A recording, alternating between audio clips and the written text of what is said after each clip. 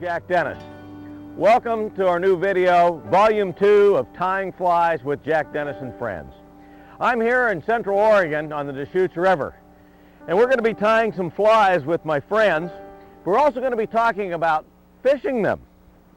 We're going to be doing a little bit of tying on the stream banks. We're going to have a lot of fun. You know, as a fly tyer, you can become a better fly fisherman. You'll understand the insects better and how to match them. But I want you to join me with my friends for our new tape.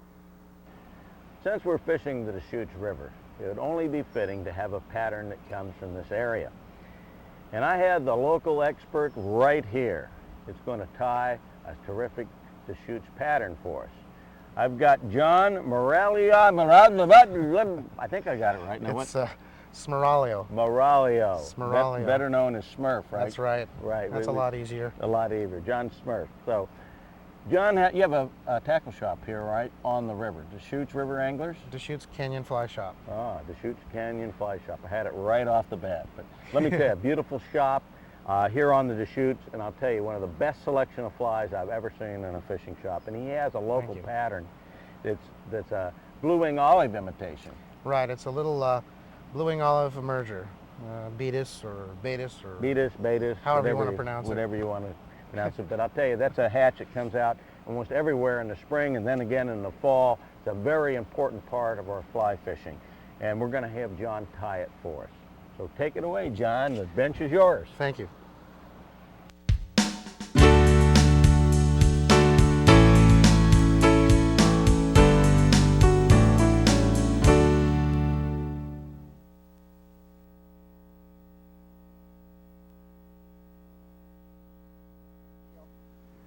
We're on the banks of the Deschutes River, and we're here with John to tie the soft betis or betis? Betis soft. Betis soft, or the Smurf Special. Smurf Special, whatever you like. Beautiful fly. It's just lots of fish. It's a great little fly, and the beauty of it is its simplicity. And as you know, most betis or blue-wing olive nymphs are very, very, very slender. So we're going to tie a very slender body, and now, before we get started, I want you to use one of these new 9300 Tiemco hooks, brand new, beautiful nymph hook. Happen to have one right here in my vise. Yes, yes. Okay, good. All right. Good. And what sizes would you tie this fly in, John?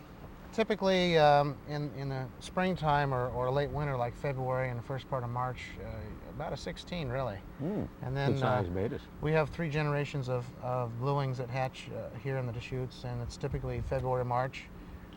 June, the first part of July, and the latter part of September into October. All right. So as the year goes on, you get smaller in size. So we'll tie this in the 16. Makes it a little easier to see, and as the year goes on, you go to an 18 and then a 20. I noticed that you're using olive thread. Yeah, I like to try to blend the thread in with the pattern because the dubbing in the thorax area that we're going to use is going to be sort of a dark olive tone, and it's not going to be much. Remember, the betuses are swimmers, and they're very, very slender in their profile. All right. So I like to, because we're imitating an emerger, the tail I like to use, or the trailing shuck, is just the single spooled strand antron, and I like a couple, 3 or 4 different colors. Rust or a brown coloration, even a light rust color like this is a good trailing shuck color. You can always substitute it for a cream or even a dark olive. Just depends on what your betuses do in the river that you're fishing. I prefer Antron over Zelon. Well, Zelon would certainly be a good substitute, and I would encourage anybody to use a suitable substitute in this pattern. I mean, But if you had your choice, would you go with the Antron? Yeah, the Antron it reflects light real well, and it seems to have it stays on a narrow profile a little bit better. Okay, we'll continue here. Okay, so I'm going to make this a little bit more sparse. I'm going to pull some of these fibers out because again, we're dealing with a fly that's extremely small, and once I get it sort of wispy and thin, then I'll attach it to the hook. But the first thing I got to do, of course, is attach my tying thread, get that started. Okay, I'm going to come in here and I'm going to pre-trim this so I don't have to do it twice. Just in behind where the thorax would be, and I'm going to come in and tie in that piece of material right above where the barb would be. I tie barbless, I fish barbless, I do everything barbless, regardless of regulations. It's just easier on the fish. I want the shuck about the length of the body. Remember, it's getting rid of its exoskeleton, and that's going to be about the same length of the body, so you want to match that length. So that's going to be about so, and there's your trailing shuck. Simple as that. The body is kind of fun. I'm going to take some crystal flash. Now you can use this in one color or you can combine 2 colors. Again, depends on the coloration of the particular mayfly blueing olive in your river. Ours on the Deschutes are a little bit darker, so I'm going to take an olive or a peacock colored crystal flash, and I'm going to mix it with the black crystal flash, and that's quite simply achieved by taking one strand. All we're going to do is take one strand of each color, and this one is like so. Separate the materials, and we're going to attach that. We're going to drape it over the tying thread, and we can lasso that around and then tie in that piece right at the tail and wind forward just behind where the thorax is going to be. And all we're going to do is we're going to take this material and we're going to twist it. And you can just twist it with your fingers. If you want to use hackle pliers to twist, you can do that also. We're just going to twist this up nice and tight. We're going to use hackle pliers to grab a hold of it so it stays wrapped tightly. And then we're going to wrap slowly toward the front of the fly, the thorax area. Okay. And this is going to give you a very dark, iridescent body and very, very, very, very small diameter. You got to try to match the shape. We talked about size and matching the size of the bug. You also want to kind of match the shape of the bug too. It's a very crucial part of the fly, of any fly. So we get this sort of look. All right, now we just simply tie that off.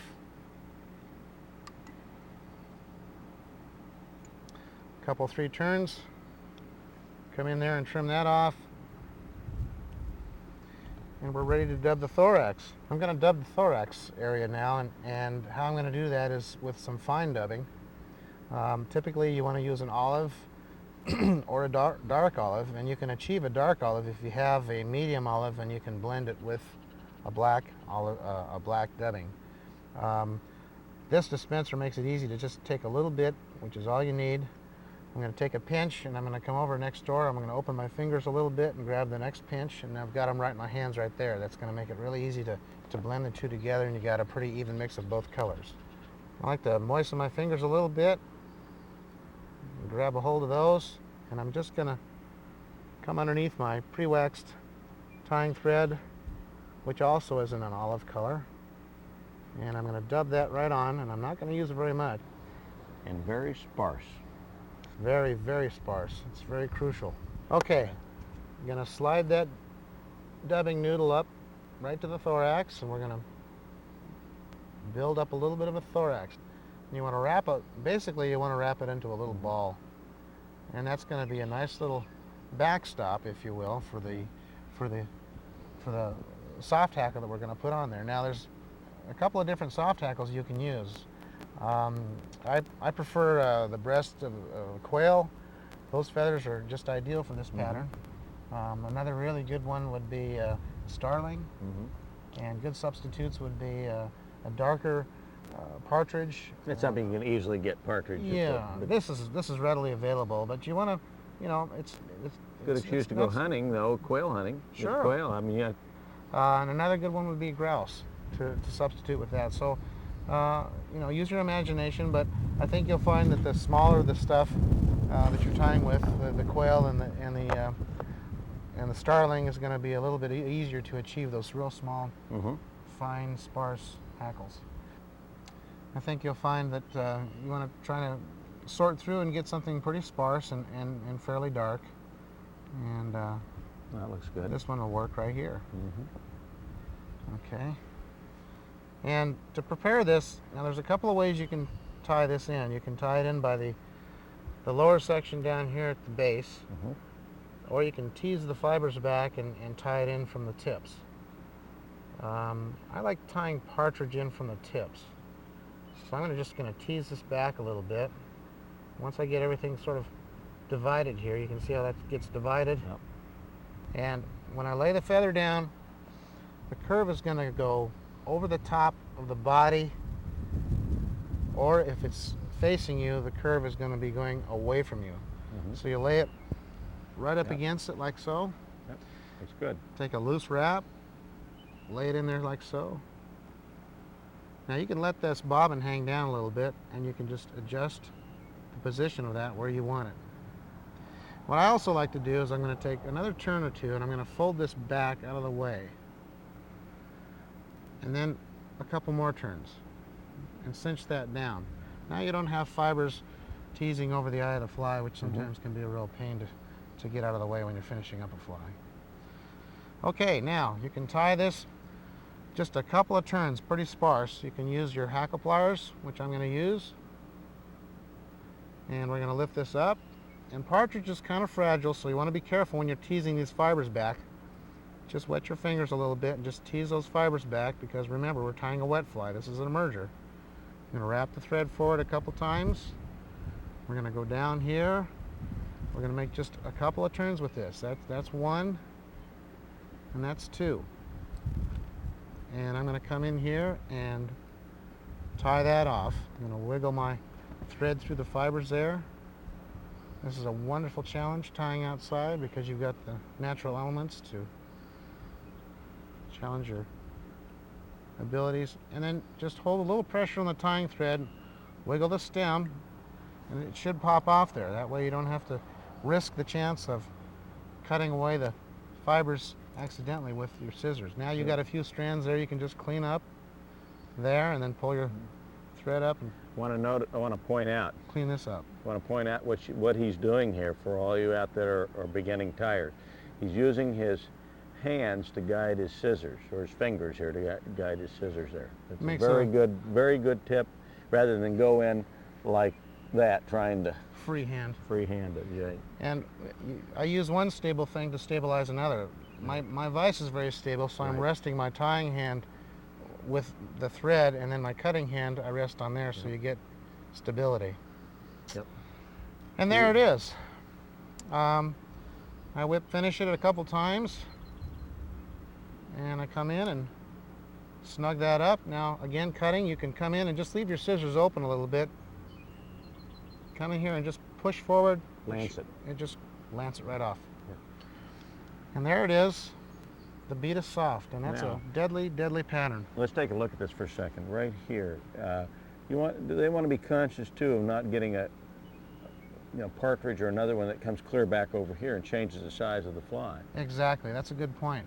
So remember, these beatuses and these little blueing olives, as we call them, their legs are short, and you want to simulate that effect on the fly. I mean, you don't want, because a lot of times you get partridge here, and as very big. Jack points out, if you tie one of these standard ones on here, you're going to have fibers going way back here.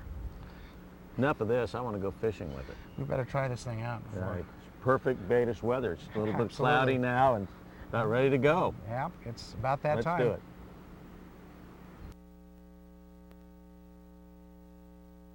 The next fly I'm going to introduce you to is a new pattern. It's called a para-wolf.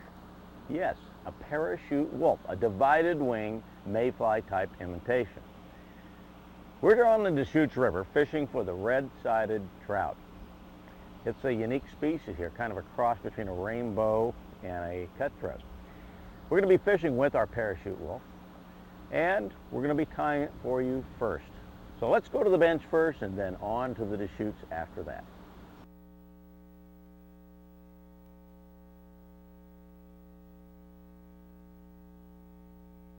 All right, John. Well, I'm going to show you another version of mahogany dun. We're going to tie one of my new para-wolf flies, except we're going to be doing it with elk. I've been tying them with calf body hair, but elk is such a neat material. Not only does it float so well, but it's very visible, and that makes a nice wing. It works well for this type of technique, so I'll show you a little bit different technique. Yeah, I'm looking forward to it. So we're going to start off with laying a base of thread. We're using an 8/0 Gudebroid thread, and it's a thread that really adheres well to hair, whether it be calf body hair or calf tail. It's great. Now, we're going to use microfibettes, and I'm going to do a little trick that I do to divide the fibettes. We're going to do a little dubbing loop right here, and we're going to come to the fibettes, and I'm not into counting fibettes. I don't think the fish count, but it can be 4, 6, 8. You don't want to get too many, because then you get a real big, it doesn't look like a mayfly tail, and that's what we're trying to do here. Exactly. When we're imitating the mahogany dun. And I usually want to have a darker one. It can be the dark dun color, it can be the dark brown. Okay, now these microfibettes you can use, or you can use it, you can get a little paintbrush and use fibers off of that too. Although those little artist brushes cost as much as buying the fibettes. Pretty expensive bristle brushes. Okay, now we're gonna measure the length of the shank and go to the back, and I'm gonna go right along the bare hook and trim. Now this is how we keep our proportioning. This is dividing the hook in half, and then we do some loose wraps. Now at this point, this is where our body's gonna end. Although this fly is gonna be a thorax, it helps us position our wings, and I'll show you about that in just a second. Okay. Now what we're gonna do then is take our thumbnail and divide it. Now what we're going to do is, what I usually do is pull these up at first, just like this. Just give it a nice little pull, and then take our thumbnail down, divide, and then run that through, and that will divide our tail. Well, that's certainly a simple solution to dividing tails. Now at this point, we're halfway down the shank. We're going to take our thread and go another halfway, and that's going to give us 3/4 of the way down the shank, and that's where we're going to have our wing come up. We don't want to end up with our wing right here, so it's right against the eye. Otherwise, we won't have any room to tie our hackle off and it'll misbalance the fly. Finding good elk hair is really important. I don't use the bleached elk hair for this. I want it fairly stiff and it has nice black tips in the end. And always cut off more than I can use. And then I pull on the ends and try to get all the, sorry about that. Oh, no problem. Wind, it's windy here from time to time. And I'm going to prepare it before I put it in the stacker. Now I'm going to look up against, use the gape of the hook as a gauge on the hair. Actually, I can use just a tiny, tiny bit more. I'm real particular about this fly has to have strength is the key to this fly, wing strength. There we go. Now we're going to take it in our stacker, and boy, on a windy day, stackers can be quite interesting. It's a challenge enough just to tie in the wind without the stackers. All right, we're going to really hammer that down. Grab it before the wind blows it out of our stacker, and we've got a nice even wing. You got to be quick. Yep, the quick and the sparse. The sparse. Not quick, you'll be very sparse. This is where a fly where sparseness is not the attribute that you was on your fly. Okay, at that point I'm going to go up against it. It looks pretty close. That gives us a good gauging about what we need. And we're going to come in and measure about the length of the shank. It's going to be a high wing, and you'll see why in a minute. We're going to tie it in. And what I did is a thread torque. I wrapped a lot of wraps, and then as more I wrapped, the tighter I got down on it. I kind of squeezed it down that way. And I'm going to cut it at an angle, because we want to get that body tapered as much as we can. At this point, we're going to come in with the cement and drop a little of this loon penetrating cement. It's really kind of a water-based cement, and it'll penetrate into the hair, and it won't add a lot of weight to it. It's very, very light cement. Flexible, too. That's what I like. It remains very flexible. And at this point, I'm wrapping right through the cement, right through the base of the hair, and tying it in. So it looks like it absorbs in there real easily, too. Yeah, it does. And I don't worry about it gumming anything up. It's going to dry. It's going to dry very clear. And as we wrap forward, we're going to look and see where our base of thread is, and it looks pretty good. It looks like we've got it just right about where we want it. Now, at this point, what we're going to do is form a parachute base. And we do this by going around, we call this side posting. And I accomplish this with this wide open bobbin, which is a ceramic bobbin by Griffin. And it's got a wide opening and allows us to do this side posting. There are a lot of good bobbins that you can do this with. Also, the Umpqua bobbin has a nice wide opening too, and it'll work well. They're ceramic bobbin. But you don't want any sharp edges, because what you're going to do when you go around it is you're going to push the thread forward. And this way it doesn't slip on you. And if I did this slow motion, it would look like this. Go over the wing like that. Okay. Now, as you can see, we're building up a base here. And we have to have this is where we're going to wrap the hackle. Now, you say, well, that looks like a regular parachute. Well, not yet. It's going to look a lot different. Now, this is how I do. I come around behind, and so I start physically pulling the wing apart like this until I can guesstimate where it's about halfway, half the amount. And maybe bar a little there until I feel I have it just right. Very important, because that's the balance of the fly you're working with right there. Now, as you can see, I've wrapped just a couple wraps there, and I'm going to switch over and do the same thing over here. So I've now done a kind of an Xing pattern, and we've divided the wings. Wings are now divided.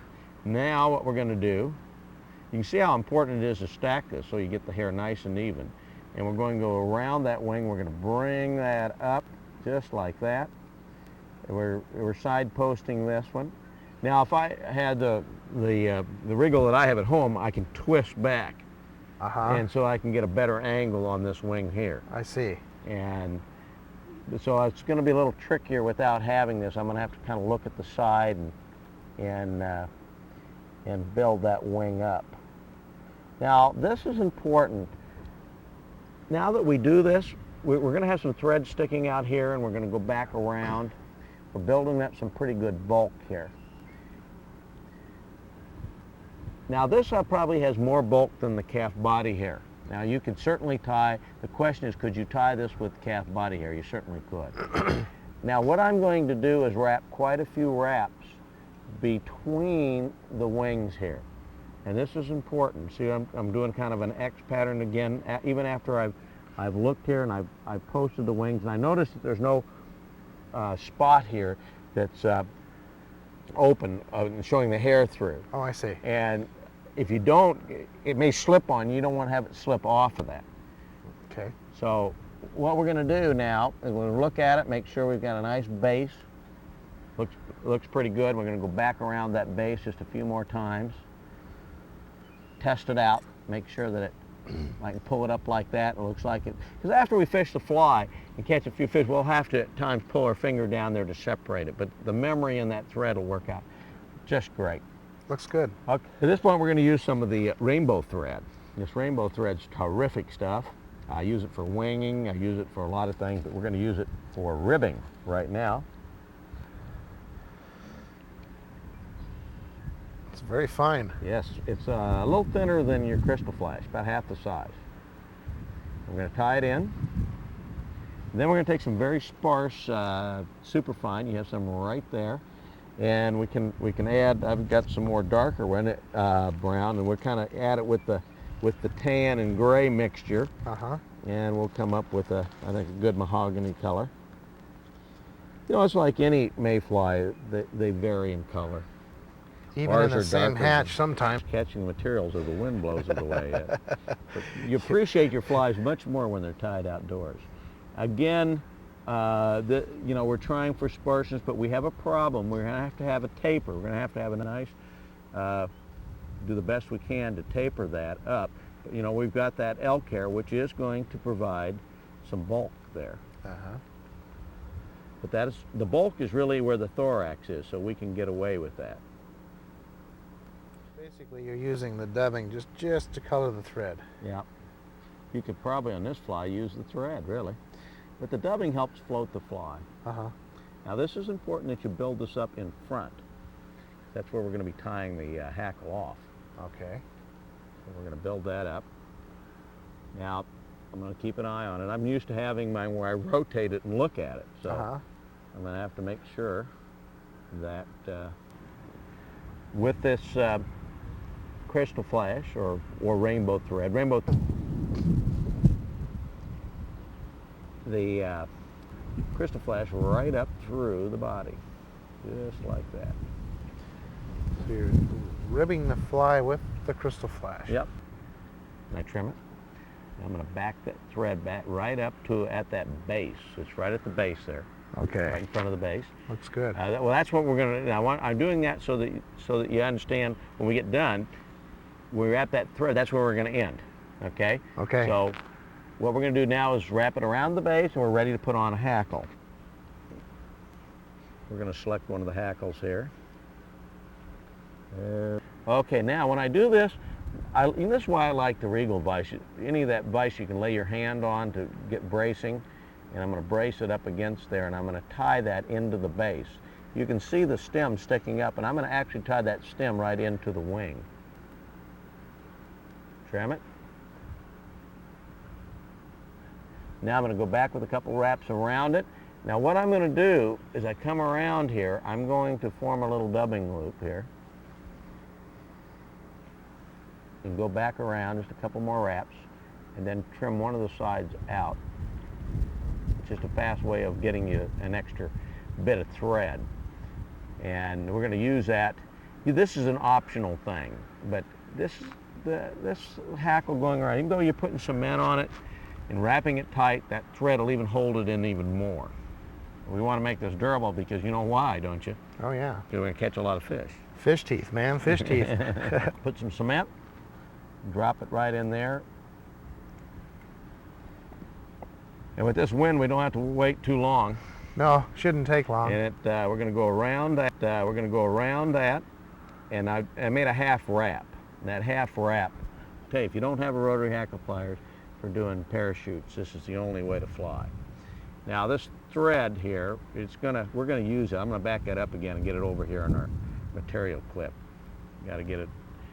It's optional, the thread. This is not an absolute thing you have to have.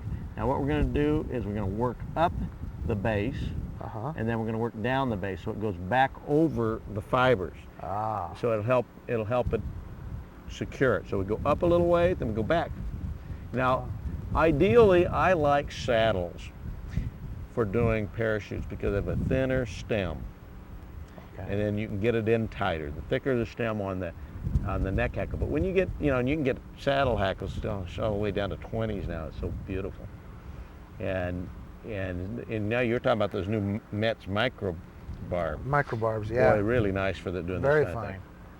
Okay, now at this point what we're going to do is we're going to tie the hackle off. Now my thread is right in front of the wing, right here. Yeah. And see what we're going to do is then we'll switch hands, pull it towards us. On the hackle plier, you can see the hook's moving, so we've got it in really tight.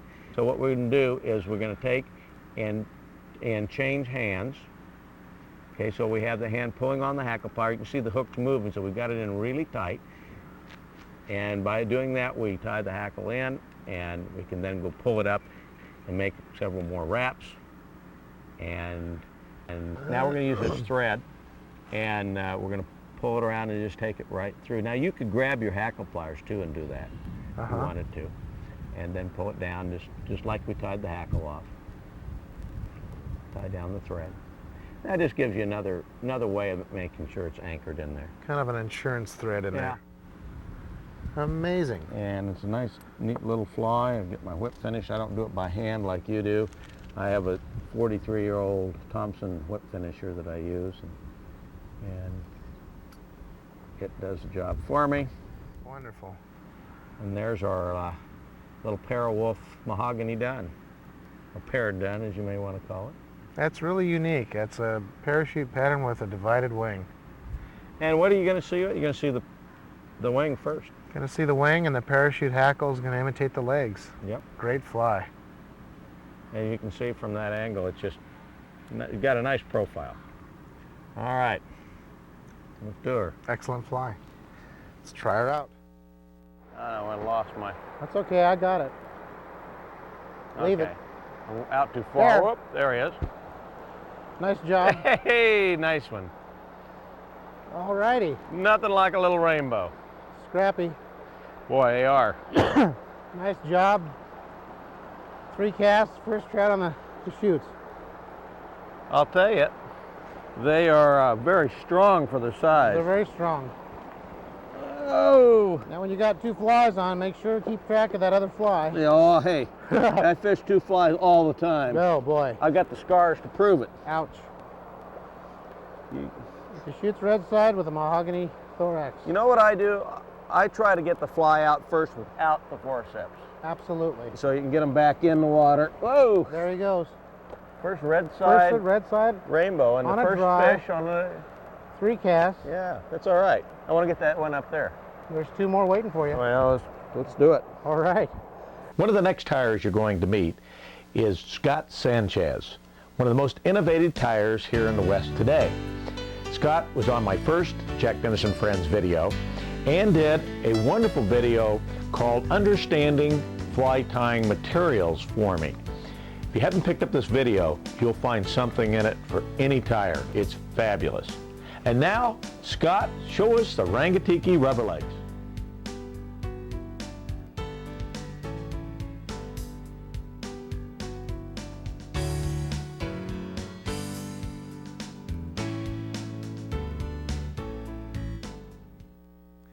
I tried a Rangatiki rubber leg stonefly. This is a pattern that me and Jack worked together on. It's basically a rubber leg version of a New Zealand brown stone. It can be modified definitely to match some of the stoneflies in the U.S. I'm going to use a Dairiki 700 in a size 10 for a hook. Their stonefly is a little bit smaller than ours overall. I'm going to weight it down with some 030 wire, so fairly heavy wire for that size fly. Wrap some lead on the hook.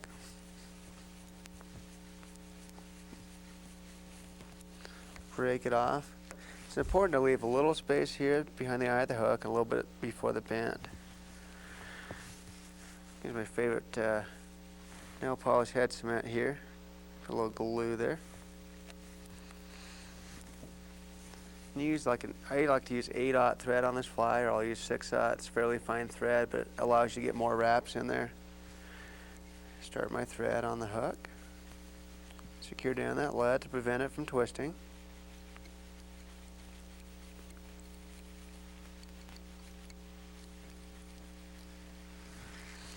Cut off the tag end. I'm going to use some rubber leg material for antenna and legs on this fly, as well as the tail. On this particular fly, we're going to use some fine rubber. This is a square rubber leg. So we need to separate them.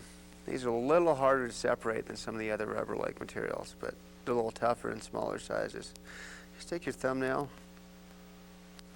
you stretch it and pinch it. You get some doubles, some singles, some triples. And take a doubled leg here. Just kind of lightly open the end up, even those up, and tie them doubled in as the antenna. Lash them right over the eye of the hook.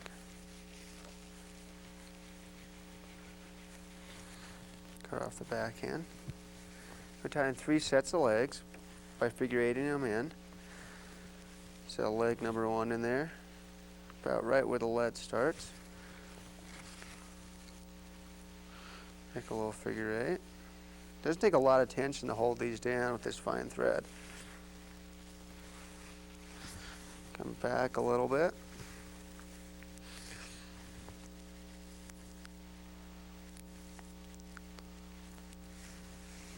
Add another rubber leg, same fashion. Figure 8 it in.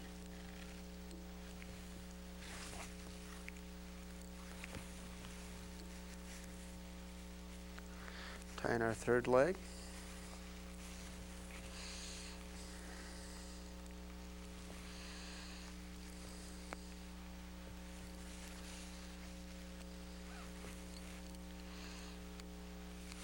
One that wants to go straight there, we've got to kind of manhandle it. There we go. Then we'll tie in the double piece of rubber for the tail.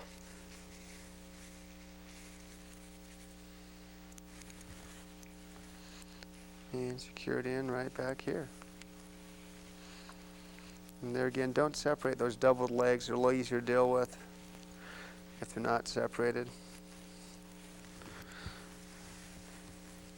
Take a piece of copper wire here. Use my toenail clippers to cut it so I don't ruin my scissor tips. And secure that in right back here. Secure this down pretty well. If it pulls out, it's kind of a hassle to tie something else in again, so make sure it's in there pretty good. I use some kind of rusty brown dubbing. There's actually some scintilla, orangish browns, what they call it, but other synthetics like this or Angora goat will work well too. Put some of this on the thread to form the abdomen of the fly. Twist it on, get mean with it. You're not going to break the thread by twisting on dubbing. It's better to start out with a little dubbing and add more. You can always make a little more of a taper to it that way, and it makes it a lot easier to adhere to the thread. So we got that on there. Let's start wrapping the body.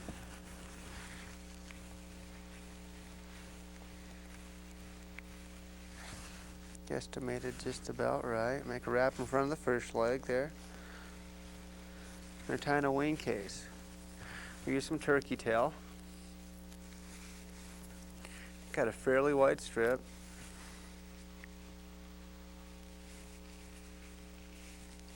Cut it off so it's even. Tie the stand in between the second and third legs. Make a light wrap behind that third leg there. Just wrap back there. Going to dub the thorax, a little more of the scintilla dubbing.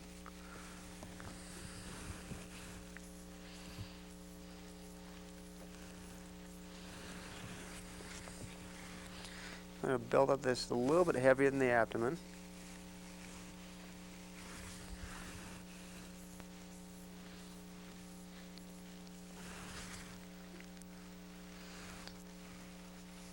Pull the legs apart there. Make your first wrap through there.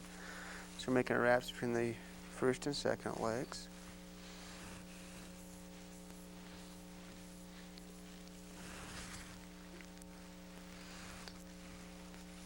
Pull the legs apart there. Make your first wrap through there. So we're making wraps between the first and second legs. Wrap in front of the legs, and I'll kind of smash the dubbing down flat a little bit. Pull our wing case over the thorax area. Drop our bobbin over a couple times. Fold up and snip it off. Hold it away from the rubber so you don't cut the rubber. Just use the very tips of your scissors. You can kind of smash it flat if you want. It kind of widens the wing case. Make a wrap underneath here. And wrap this copper wire. It's going to segment the body.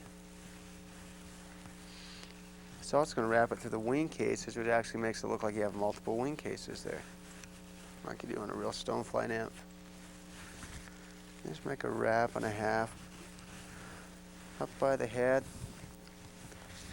Take them old toenail clippers and clip it flush. You can kind of push that down with your thumbnail if you want. Add just a micro to dubbing there. Kind of form a head.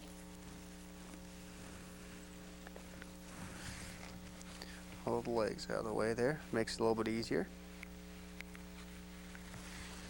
And go for a whip finish.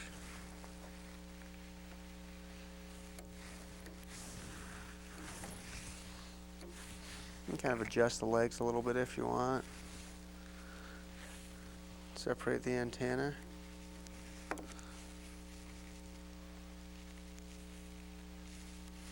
Separate the tail and adjust that a little bit too. I usually cement the wing case on this.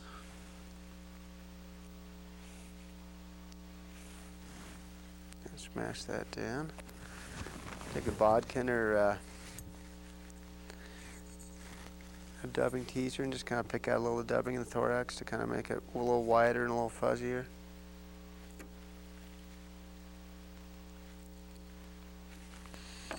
And cement the head. You're ready to go throw that in some fast, rocky water where stoneflies live and catch some trout.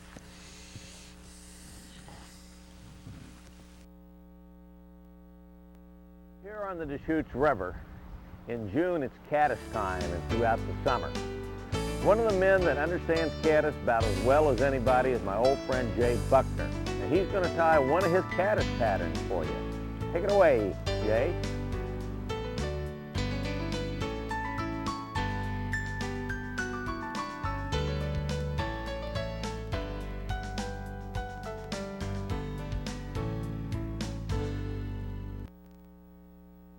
The fly I'm going to do now is called a dun caddis. It's a fly that I invented in the mid-70s and has proved to be an extremely good fly. It's fairly simple to tie and it works very well for a lot of caddis situations.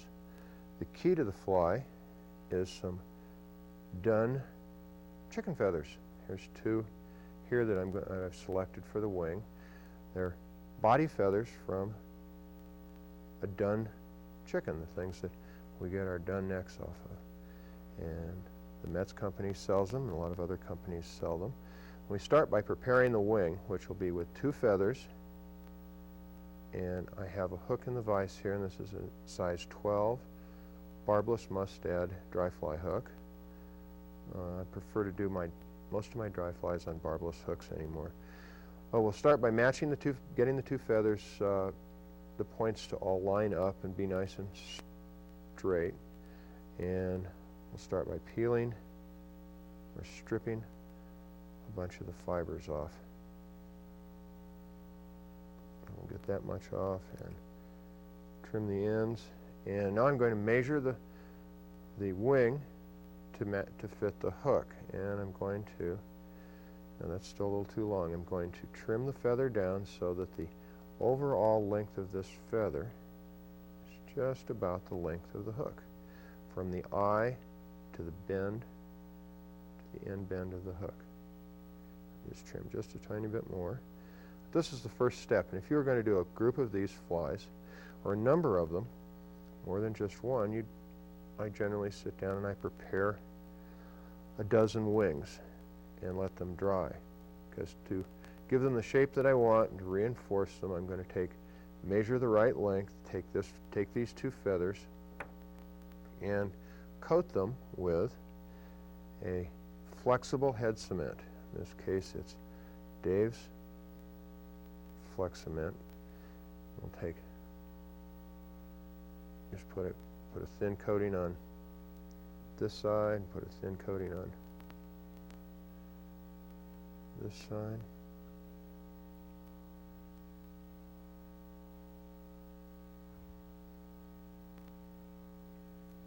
And very carefully wipe off the excess without pulling the feather too much. And make it nice and even. And I'm going to take that, now it's all coated and the two feathers are glued together. I set these down and let it dry. Now I can proceed. If I was going to do a bunch of these, I'd set all of them down and let them dry, and then I'd start tying the remainder of the fly. I'm going to use a size 6/0 gray tying thread. In this case, I'm going to make a gray fly, a gray caddis. Depending on the color of feathers we use, we could make tans, blacks, even dyed feathers, and use olives. So we're going to attach the thread to the hook and going to do the body. The body is very simple. In this case, I'm going to use I'm going for a gray fly, so I'm going to use a section of goose wing quill.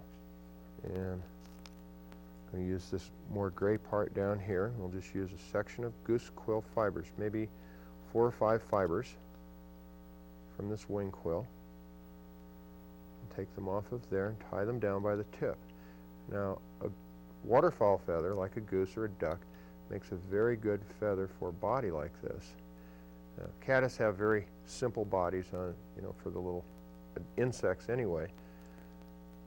So a fairly simple body is pretty good. We'll tie this down by the tips. It's not necessarily have to be tapered, but anyway, the goose waterfowl feathers work very well because they're quite waterproof and make a pretty water-resistant body. This is a very simple little body, and all the wing feathers from whether it's a chicken or a pheasant or a goose, if you take the fibers and wrap them, it's almost like a little herl. They have comes out to be segmented slightly, have a nice little fuzz to it. It makes an excellent body material. Now, the body will take up approximately 2/3 of the hook shank, and we'll save the front third to be for the head, the hackle of the fly. So now we'll take our wing that we've prepared, and this is going to lay down right on top of the body. Now, I measured it so that it extended from the eye of the hook to just about the bend. And I want to tie it on the same way so that as it is tied on, the thread will curve it just a little tiny bit so it looks like a nice little caddis wing. Now, by using 2 feathers, I've got one nice little advantage. I have built-in antenna. The 2 feather stems that I had left fairly long extend out the front, and those are the feathers. Those are the antenna for our caddis. Okay, we're mostly finished with this fly. We'll use a dun, blue dun, fairly dark one in this case, rooster feather, neck feather. This was a size 12 hook, so I'm going to use probably about a size 10 hackle.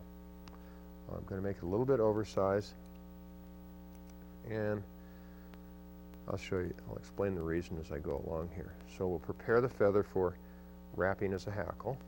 I'll only use one feather. We'll tie it down so that it's concave side forwards in a dry fly hackle style. Tie the feather stem down, and we'll wrap the hackle.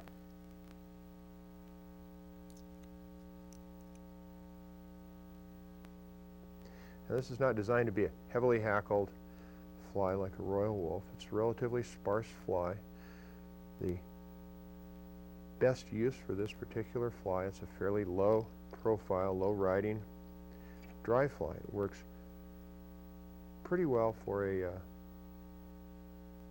as a caddis dry fly, but it seems to work its very best for spent caddis. And this is an overlooked evening phenomenon, frequently evening anyway. Just as mayfly spinners were overlooked for many years, spent caddis are overlooked by most fishermen. When the fish are interested in a spent caddis, many times they won't look at another type of fly. They're going to take a spent caddis or nothing. So this fly fits a niche that can be very valuable to most fishermen. Certainly can be to me anyway, in lots of situations where I run into evening rising fish. So what finished that? Okay, now we're going to trim the hackle. The reason I did it oversized was so that it can be trimmed. On a spent caddis, we don't have any wings sticking up, anything sticking up or wings, so we're going to trim the top of the hackle. It doesn't do anything for our flotation. And I want it to be a low riding fly. So to make it a low riding fly, if I leave the hackle, as I said, a larger than normal size, it's going to make it sit up in the water, and I don't want it to do that. I want it to lay low. So I'll go right to the hook point with my scissors and trim right across the hackle.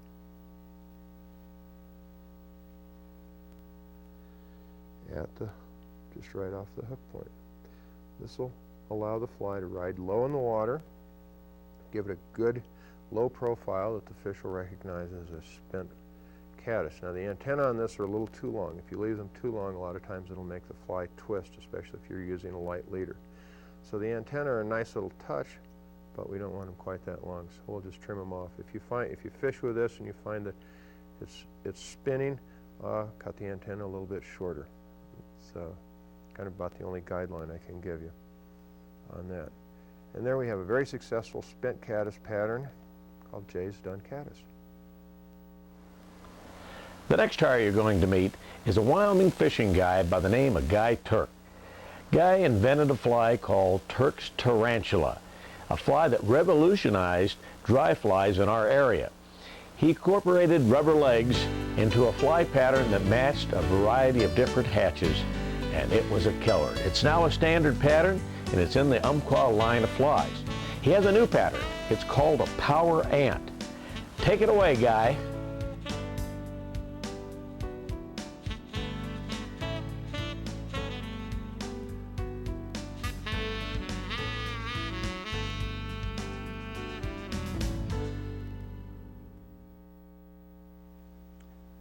Okay, I'm going to show you how to tie what I call the power ant.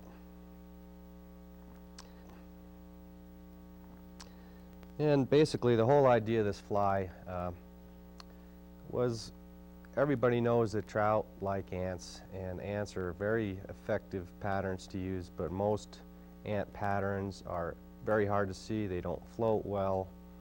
And my idea behind this fly was to make an ant pattern that A, you could see, B, that would float in more of our turbulent waters that we have out west in our bigger rivers. And that's the concept behind this fly. And it's going to be it's a flying ant, by the way. Now, just for durability reasons, I'm going to use 8/0 thread and I'm going to thread the entire shank of the hook to start with. And another important thing to do that I think it's overlooked is when you're threading the hook at the eye of the hook, fill in any gap that may exist at the eye of the hook. Some hooks don't have them, some do. If you fill in that gap with thread, you'll prevent that tippet from slipping into that gap and breaking you off, which happens more than people realize, I think. So you go back to the barb of the hook, put 4 turns right there, and leave your thread right there, and we're going to dub the body now. This dubbing I'm using is just a black rabbit fur, and I mixed a little African goat in there to make it nice and spiky.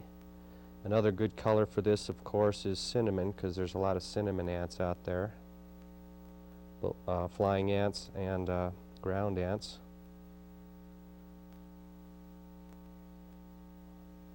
And when you're dubbing this body, the back segment of an ant is pretty fat, and it's skinnier towards the back, and as you move forward towards the head of the ant, that rear segment gets thicker and fatter. So when you're dubbing it, you want to try and get as close to that shape as you possibly can, because it's going to make a big difference in the effectiveness of the fly. Because if you can get that good silhouette, the fish are going to be much easier to fool. It really does look like an ant. So make the back end skinny. As you come forward, start making it fatter.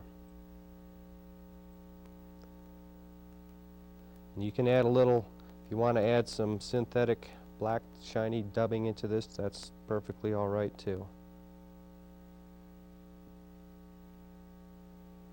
And once you got the rear segment dubbed, next you're going to put on the wing. Like I said, we're imitating a flying ant with this pattern. Those are the type of ants that are much more likely to get out over the water. Plus it gives you an opportunity to use a calf tail wing, which is where the visibility is going to come from on this fly. Pick out the long hairs on the calf tail.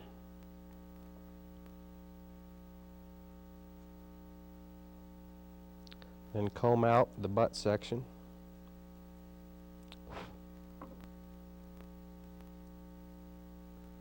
And then stack it.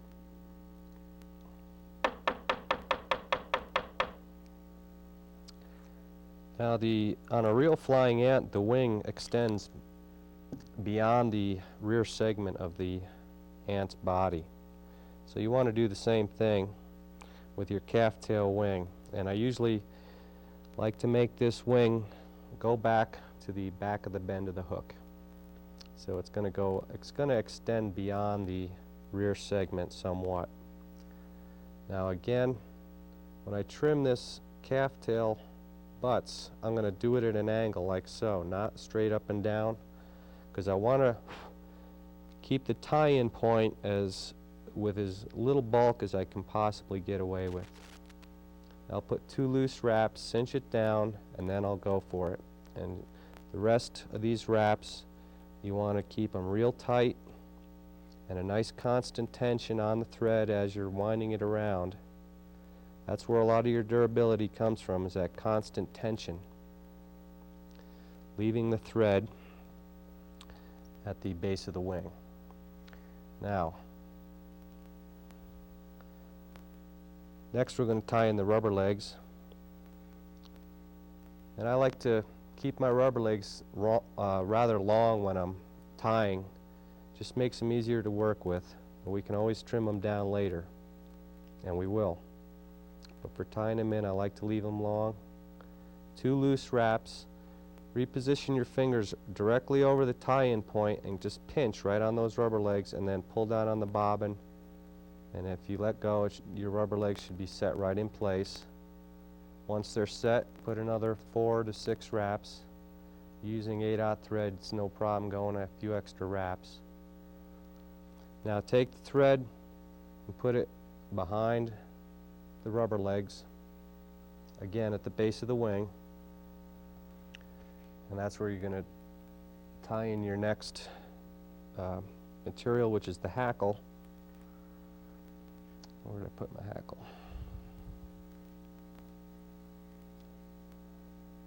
I like to use saddle hackle for this for two reasons. You don't have a lot of room at this tie-in point, and saddle hackle has a much thinner stem, and it's much more flexible, much easier to work with than neck hackle. And as long as it's in the sizes you need, there's no reason not to use saddle hackle. You got to kind of work your thread around the rubber legs while you're tying this in. 2 loose wraps, cinch it down. Now it's set, and I'll go another 4 wraps or so, working around the rubber legs, keeping a constant tension on the thread. Even though I'm working it around, I'm still keeping tension on the thread at all times.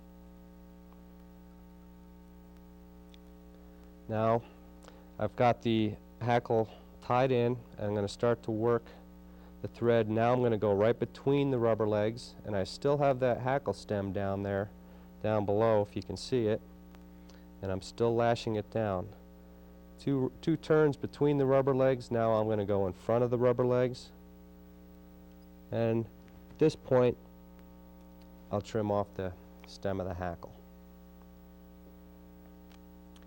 Now it's time to wrap the hackle forward. First I'm going to do 2 wraps behind the rubber legs. You just got to kind of work it through there. Now I'm going to go 2 wraps between the rubber legs.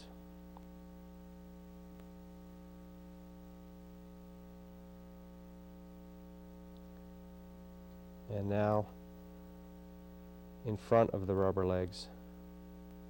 And usually I can get a few extra wraps in front of the rubber legs. That was 2, there's 3.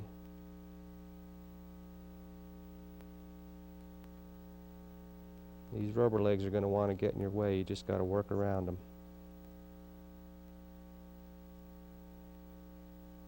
I got 4 wraps in front of the rubber legs that time.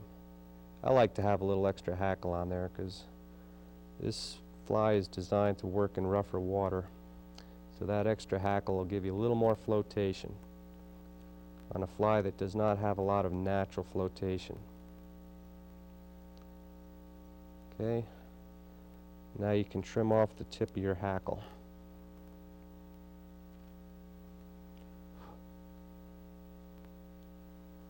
And all that's left to do now is dub a head. The head of an ant is absolutely smaller than the rear segment of the ant, so you want to keep that in mind. It's a little rounder too, so you can just kind of put a smaller round ball. But still, you still want to keep it as distinct an ant shape as you possibly can. I really believe that trout look for ants, and I think the more ant-like it looks, from the trout's perspective, that being the silhouette, the better off you're going to be. Put just a little more on and be finished up.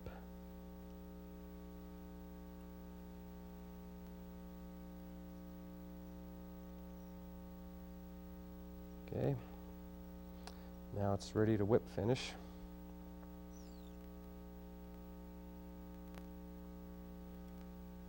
I like to double up on my whip finishes because I don't like to use lacquer.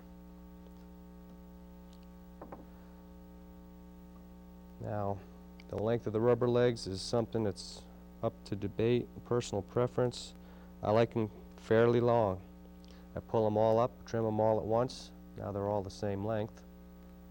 And that's your finished fly.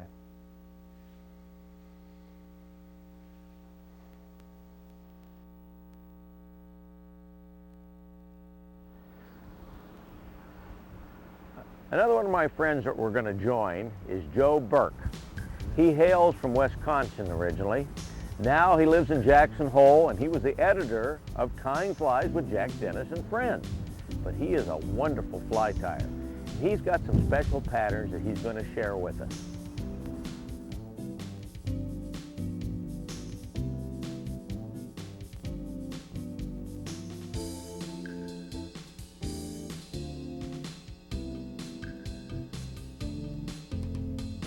There's one pattern that I have probably tied more of than any other pattern, and that's a Quigley cripple. As far as what I have tied these to imitate, certainly I think that the primary thing that they imitate are either cripples, stillborn, or emerging mayflies, in everything from big size 10 green drakes or size 10 or 12 brown drakes, things that people fish on, in our country anyways, over on the Henry's Fork in the month of June. And this, I think, is probably, in my opinion, the best pattern for those particular hatches.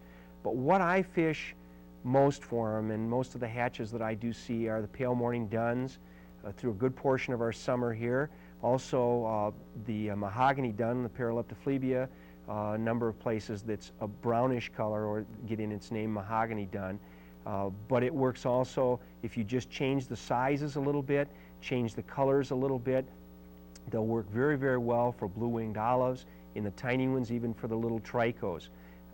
Again, I think that you can do so many different things with this pattern, and I'll show you a bunch of them, but it just fishes so well.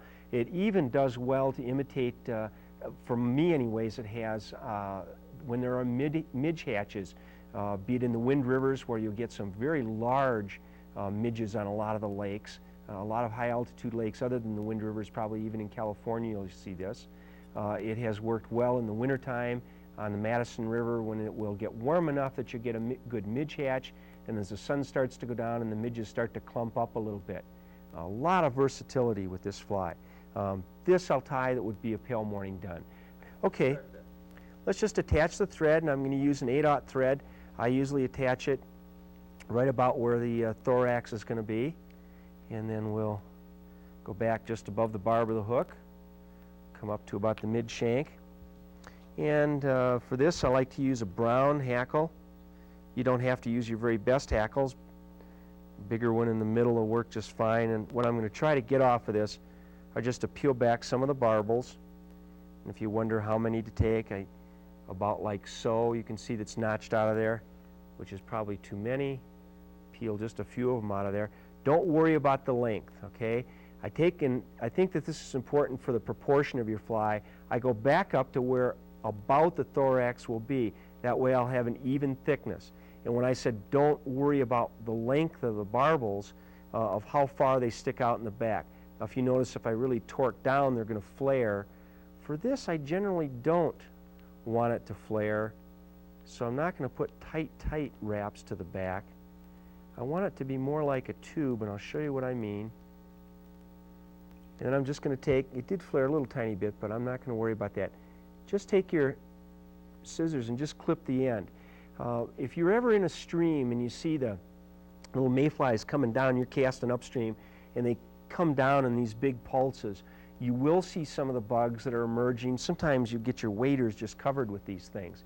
And take a look at some of them, and you'll see that they do have this little tube-like shuck or exuvia that they're coming out of. And I think that that's probably what this imitates.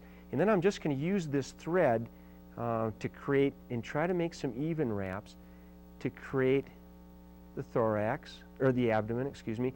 And if you notice, most all the little mayflies you see have a very, very slight little abdomen on them. And then I'm going to maybe go back through there one more time.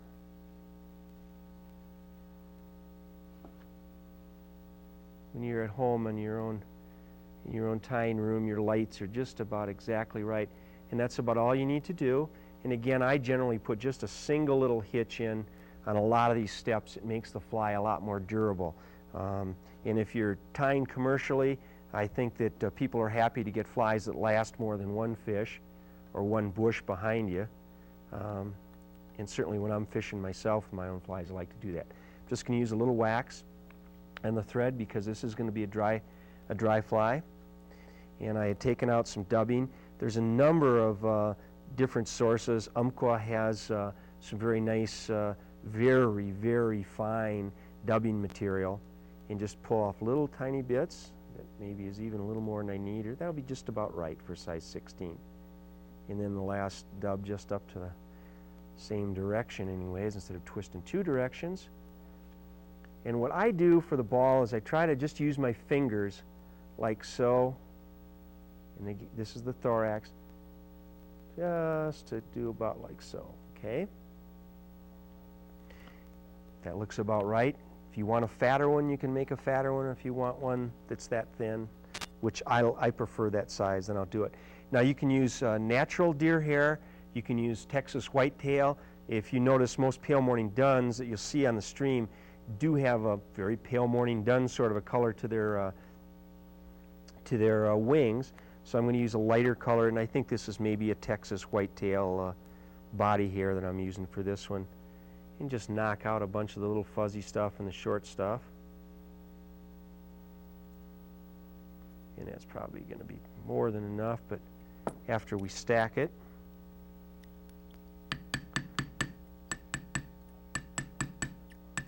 a lot of times my dog will start barking when I start doing this, thinking there's somebody at the door. Again, I do have plenty in there. Just put it up to the light. Grab the tips, you can pull the short ones out. If you see Jack do this, he doesn't use a stacker a lot of times, he'll do it with his fingers. I'm not that good.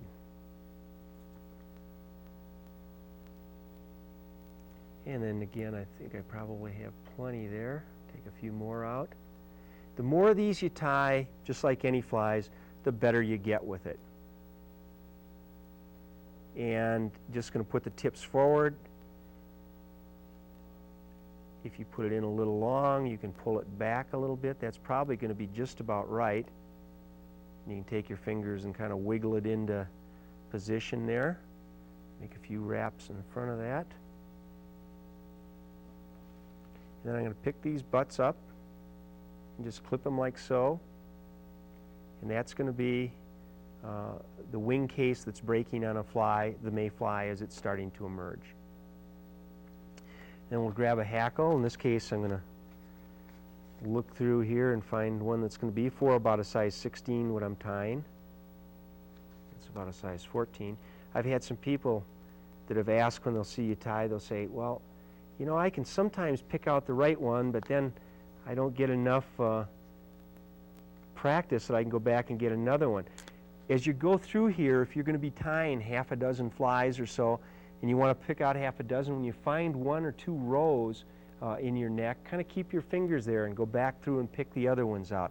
It'll save you a whole lot of time, and the consistency of your flies will be about the same. If your fly tying bench looks like that, it looks like mine, stuff all over the place. What I do, rather than peel back the hackles to expose the stem, is I like to cut it, and then I like to take my scissors and just leave some stubs out. That way, when you attach it, it does not pull out as you start with your hackle pliers to hackle your flies. I think it makes a big difference. I'm sure a lot of people have done that. Jimmy Nix is the first I saw do it. And regardless of whether you're working with tiny flies or great big saltwater flies or bass bugs like Jimmy does, it works just fine. I'm going to take and put the shiny side towards the back. Just attach this like so with a couple of turns. Come up to the front. I don't know how well you can see this from there, but I'm going to try to get that little stub bit out of there. Again, take my little hackle pliers here. Attach it. Hold on to it maybe a little bit better.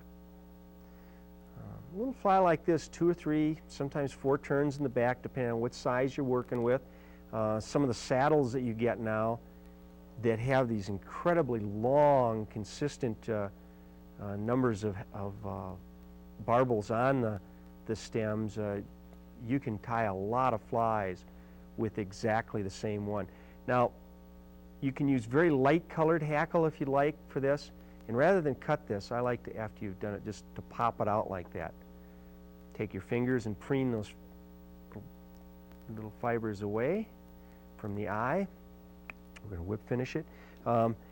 You can use a lighter colored hackle if you like, and I do oftentimes for the pale morning duns, but other times I like to use, let's do one more just to build up the eye. That 8/0 thread didn't give much of a head to that fly. There we go. We can trim that. Trim a couple out of there, but we had caught them with the thread, so we're going to stay put. Anyways, sometimes I'll use a very light colored hackle, but I also like to use dun hackle, especially the real metallic dyed duns that are available from Spencer and some other places that I've seen. There's not much appeal to them when you look at them in the fly shop, but if you look at them in the natural light, if you put it up to them, there's a real special sheen to them. And I think it does make a difference on these flies, especially on tough fish that have been fished over a whole lot. And then just preen this out a little bit with your fingers. It looks real nice. When you fish it, just take either a very watery sort of a silicone fly dressing, which I prefer on tiny flies, or you can use some of the waxy sorts of things on the larger flies. The little silicone keeps this stuff from matting down quite so much, and they float just fine.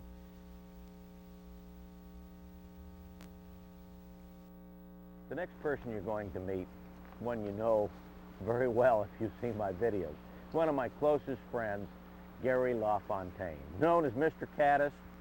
But we're not going to do a caddis right now. We're going to do one of his twist nymphs, a pheasant tail, a great little mayfly pattern, and as always, in Gary's own unique style. So let's go to the bench with Gary LaFontaine.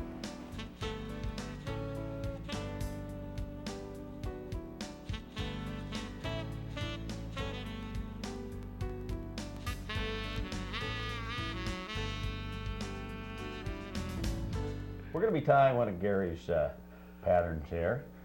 This is called a twist nymph, but this is the, what, pheasant tail version? Pheasant tail version of pheasant tail twist nymph. Well, that means it's the Beta's pattern. It looks like a blue-winged olive, the nymph, and it looks like a nymph that's alive. Now I want you to understand, now you're tying one of my patterns, so don't give me any lip, just do what you're told, okay? No lip. No lip. Well, no lip. All right. Well, we'll do the best we can here. All right, 2 pieces of pheasant tail for the Am I supposed to take my glasses off so I don't see it? So it'll be ugly enough. You're too Okay. good a tyer to actually be tying this. My flies have to be fairly ugly. All right, we're gonna have a split tail of 2 pieces of pheasant tail. So you Okay. want to make your loop, your tail loop. Okay, we're going to make a little loop like that, you mean? Right, and then you're going to split the tails. And they're not very long. They're about the gap of the hook. Okay. You want 2 of them, or do you want 2 of them. just 2 fibers? 2 fibers, and the gap, the tail's going to be the gap of the hook.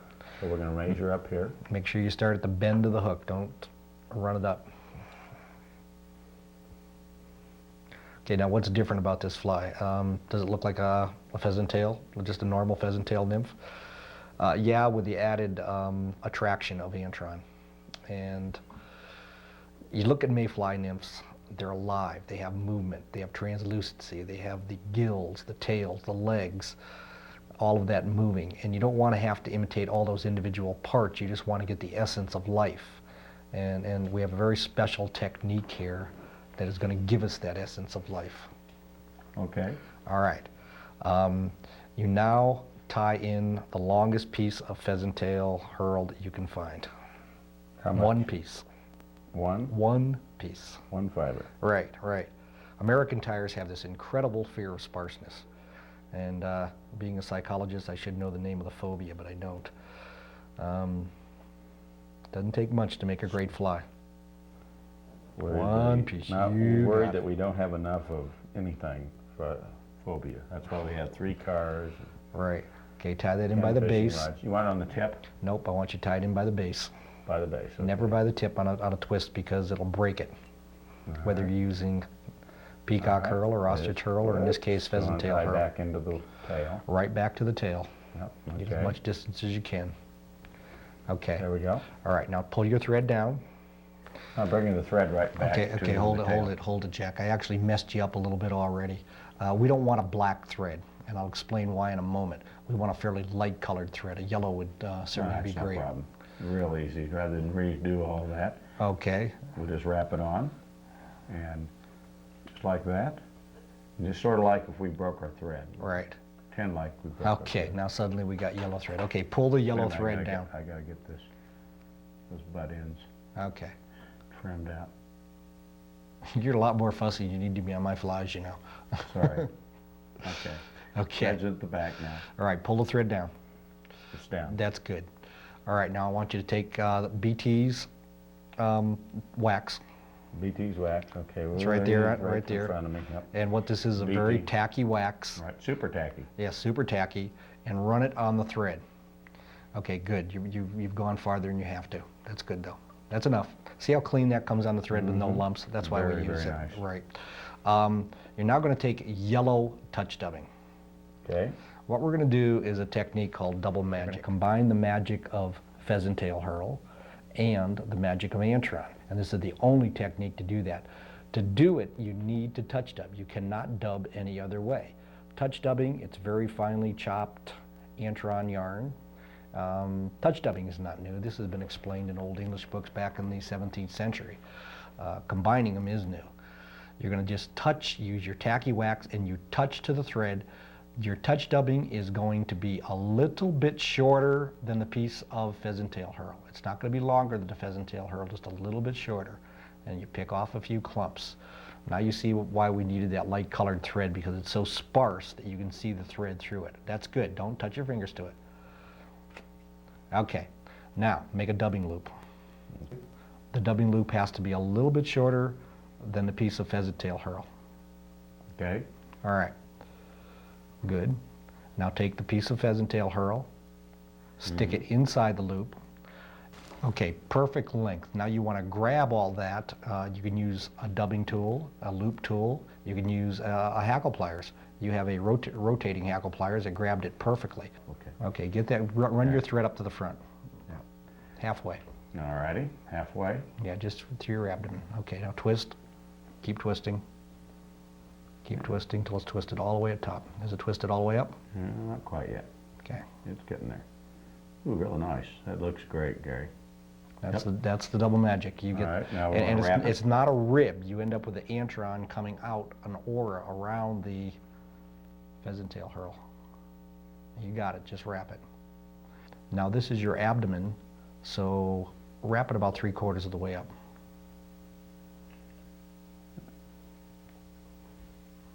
See, we got the pheasant tail, which is Okay. obviously a great material, obviously a great Baetis nymph. Okay, that's it now.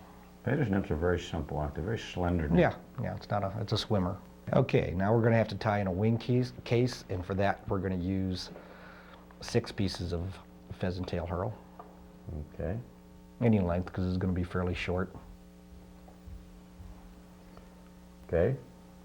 Tip or butt? Tie this in by the butt. Tie the pieces of hurl going backwards. Like this. Exactly, and we're going to pull those over in a wing case in a moment. Like that. Right. You're now going to touch dub again, except Okay, you're going to so we touch need dub. wax. You need wax, but you're going to touch dub with the olive Right. instead of the yellow. Well, that wax goes on nice. Because this quick fingers touch dubbing, available through you or through Umpqua. It's available through Umpqua. It's in all great fly shops. And this is what it looks like. when it's Exactly. out of the bag. Okay, now the touch dubbing, Whoops. you control. See, your fingers Yeah. are too close. Well, I was holding on Right. to the Take onto the other right. one. Take it and remix it. Now you control how heavy this goes on Oh, by that's how going on pretty hard good. you hit it. Hit it good and hard. There you go. You're done. Now you just wrap that as your Okay. thorax. And you want to build it Yeah, up? you want to build it up. You want it to be fairly thick. Now I can pull some of that if I have. You don't have to. Now this is going to be thick.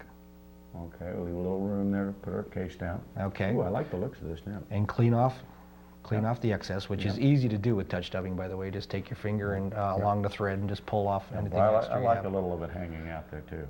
Now take your wing case, your pheasant tail hurl, tie it off. I'm pulling it forward, tying it off. All right, exactly. You want to wrap under. You want to wrap under the hurl Right. a couple times. Right. We're not going to trim this off perfectly flush. You're going to leave a little. You're going to leave the stubs hanging out over the Sure. eye, so you can put your Right about there? right about there. You got I'm it. always cut and then go down a little bit That's farther. good enough, good enough. Okay. You got it. Now just tie in a, now whip finish it, and you got the pheasant tail twist nymph. Yeah, I know you use your fingers. I like the cleaner approach. Right. This matches the nymph of the blue-winged olive, or the Baetis, in the spring right now on the Green River. This is a proven killer. A lot of people use this fly on this river, and they do absolutely fantastic this time of year. Ah, looking good there, Gary. A little bit of shine, Yep, I like it. and brightness always helps. Yeah, one of the things you got to watch doing these wing cases, and one of the reasons you have me wrapped underneath it like this, is so that nothing gets in that eye. Right. When you tie these small flies, and this is a bait, it's going to be 16, 18, 20s, all Right. the way 24. Right. It's hard to get a leader through there anyway without having some material in it. Exactly. You don't want any crap built up in there. I've just noticed that it stopped snowing. The sun's trying to break through, and I think it's time that we take these flies out for a spin. Well, what do you think? I think we better get some horse liniment. You're going to be catching so many fish, your arms are going to be sore. Oh, gosh, I'm ready. All right, let's go get them. Thanks for spending the time with us. Well, thank you for doing the tying. It was a pleasure. One of the next individuals you're going to meet is somebody I know very well. In fact, he's worked for me for over 24 years. His name is Bruce James. He's a great writer in his own right, winning many awards, but he's a fly tyer. He's taught fly tying classes for over 30 years. He's a wonderful individual with some great ideas. Let's join Bruce at his tying bench.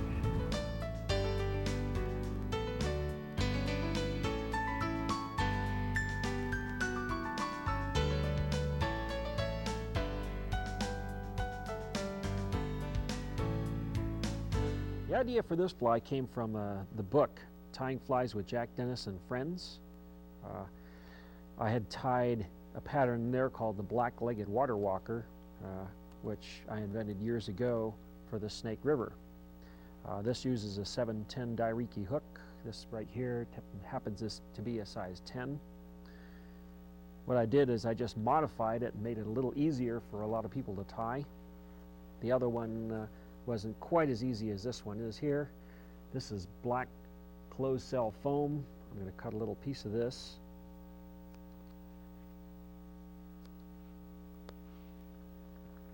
And we're going to trim this to kind of a rounded shape in the back. When you get this thing tied, this thing kind of looks like a spider or water bug. In fact, that's the reason why I called it Bruce's water bug. Originally, we didn't call it that. I gave one of these things to a friend of mine, who's a guide, and I said, "Here, try it on the river." He took it down in the salt. They loved it. It seemed to work really well. He called it Bad Bruce's bug. I didn't exactly like calling it that, so I decided that I was going to just call it Bruce's water bug, which seemed to be a little easier to remember for most people. See how I've trimmed this? It's kind of like a tapered, rounded shape back here. And we're going to take this and we're going to tie this in back in the back here.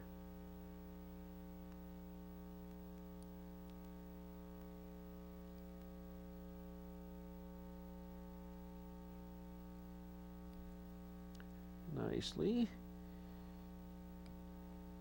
Now, if you were wanting to make this super, super durable, like you were tying it for the one fly contest, you might want to put a little bit of super glue or something like that underneath it.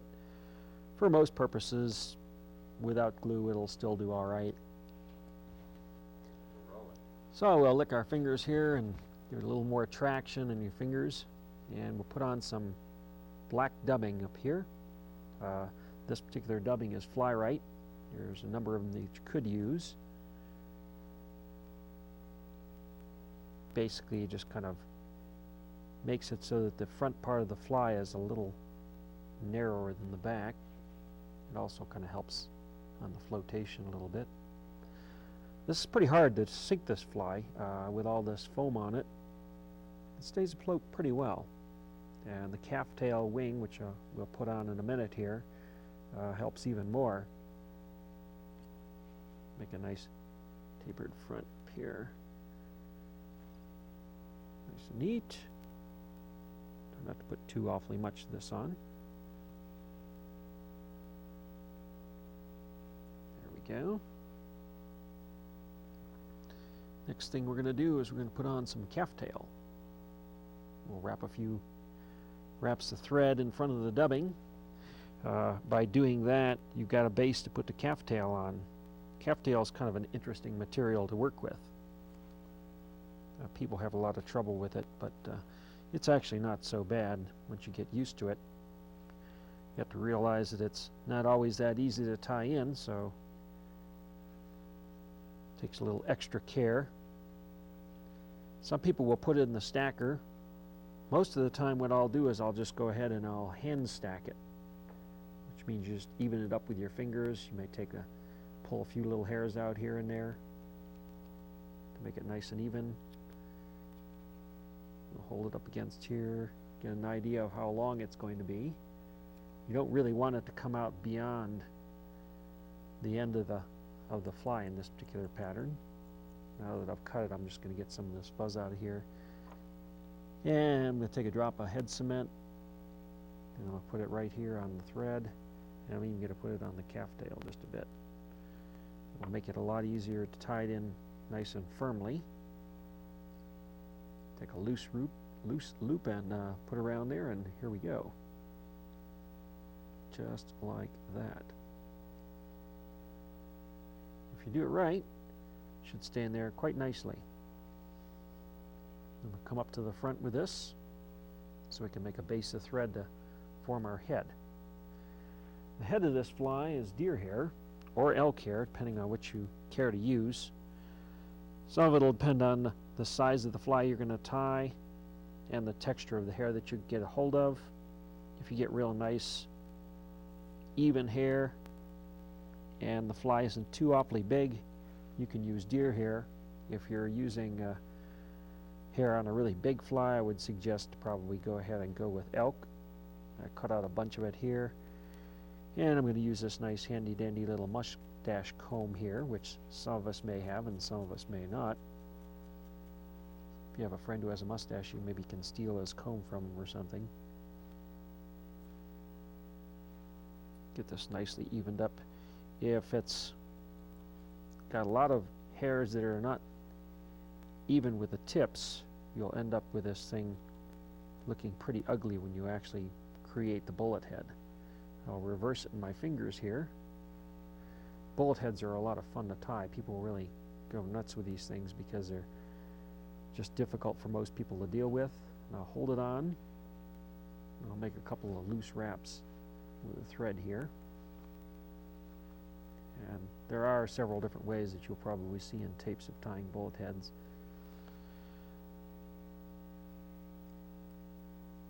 We'll tighten this up a little bit here. I'm going to go ahead and trim over this, trim some of the butts so I can cover it over with some thread. Make it a little neater here.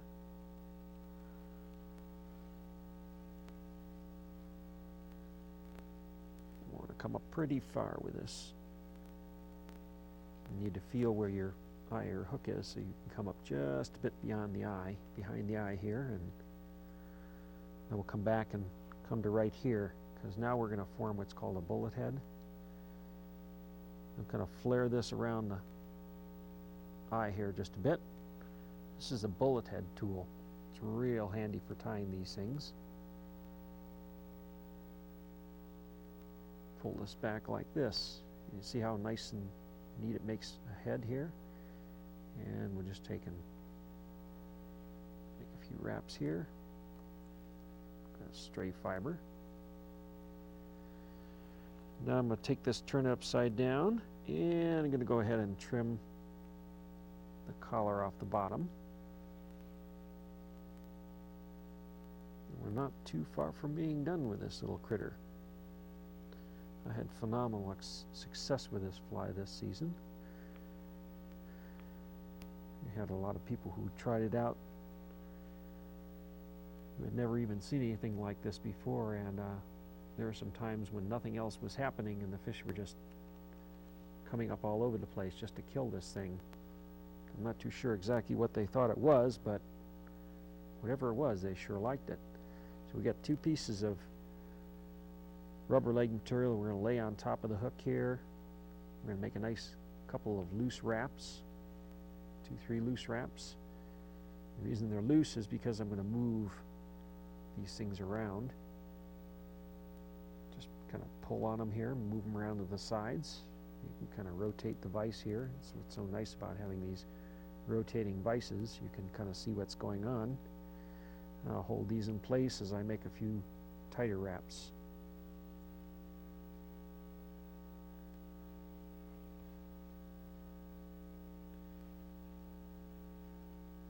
Now you can either half hitch or whip finish this, however you prefer to do.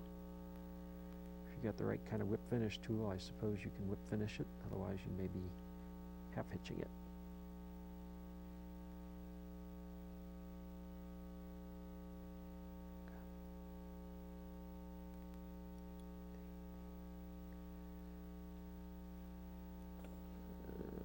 We're going to take now and trim these legs. Hold them both up here, trim them nice and even, hold them back in the back,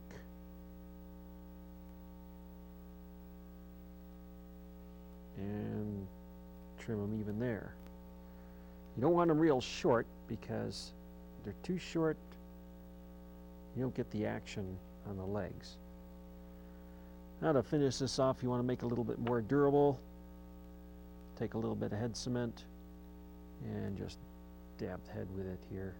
Come back here to where the legs are tied in and put some there too. That'll help give that head a little bit of durability. There it is right there. You can see the shape of it. It's got kind of a rounded shape behind. Almost looks like a spider on the water. It's a pretty interesting fly. I'm not too sure what the fish think it is, but they sure do like it. The next pattern you're going to see is done by my friend Mike Lawson, another one of the traveling fly fishermen like Gary LaFontaine. For over 11 years, we traveled the country tying flies and giving seminars. And Mike always has a new pattern up his sleeve. Well, you know, he's on the Henry's Fork River. There isn't a better place on the earth to test fly patterns and develop fly patterns. So let's go to Mike and look at what he's got off the bench for us.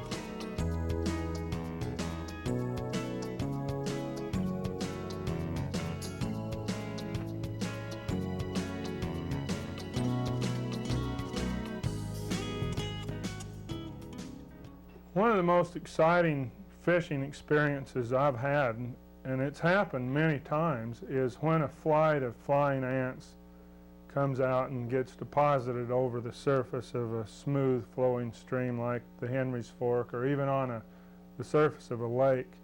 And the fish seem to just go crazy over ants. And other times you might not notice ants unless you sit down on the bank and take your little seine and start seining the surface, and I can just about guarantee you that about any day of the summer you're going to pick up a few ants. It's really surprising how common ants are on the water, and for that reason fish really get after them. And you're going to need some ants if you want to really have the appropriate selection of flies for most situations. So I'm going to show you how to tie one of my favorite ant patterns, and it's real simple. We're just going to use a little dub body, and we're going to put a wing on the ant. Generally, I prefer winged ants, because when you get into a situation with an ant flight landing on the water, the fish are not going to take the ants unless they do have wings, in most cases. We're going to use just a standard dry fly hook. It's again the TMC Model 100, which is a dry fly hook I use for most of my flies for spring creeks, because it has a little wider gap and a very fine wire. And we're just going to tie our thread on here. This is a super fine midge thread. It's a 8/0, still very strong. And we're going to use some dubbing, and this is a super fine dubbing. You can get a variety of colors of this. It's a synthetic dubbing, and for this one I'm going to use kind of a cinnamon color. You can even use a little bit more of an amber, and then you're also going to need some black ones. Those are the two colors that I find most common on most of the streams that I fish are black-bodied ants, and also ants that have a cinnamon to a amber color. We're going to start out tying the abdomen of the fly, and we're going to tie this fat. And the one thing that I'd like to suggest is that even though you're going to tie the abdomen really fat, still get in the habit of dubbing very fine. And then you can just wrap the dubbing over itself and shape the abdomen to whatever shape you want. One of the advantages of dubbing very thin is that the thread will give the fly a more translucent look. It'll show through, especially when the fly gets wet. And in many cases, I prefer to use a little bit lighter dubbing over a dark thread, as I'm doing in this case, with a dark brown thread and a kind of a light cinnamon dubbing. Now we're just going to start wrapping the abdomen, and with an ant, don't be afraid to wrap down about halfway down onto the bend of the hook so that you get that shape the way an ant would really look. And I'm just going to build this up, building up a nice plump abdomen on this ant. Now I'm going to need just a little bit more dubbing, so we'll add some. And you'll find that it's a lot easier to add more dubbing than it is to take the dubbing off when you've put too much. That's a rule that I don't want you to forget on all flies. It is use a little less material than you really think you're going to need, because you can always add more, and that'll keep the fly from getting too bulky. Now that's about where we want to be with the abdomen. And I'm going to use two materials for the wing. First of all, a little bit of Zelon yarn. Zelon, or you can also use Antron if you want, but the sparkle really helps to add a little bit of life to this fly. And this yarn comes in a pretty good sized clump, much more than we need. So I'm just going to pull some of these fibers out. You only need maybe 8 or 10 fibers. And I'm going to anchor this in right in the middle of the hook shank.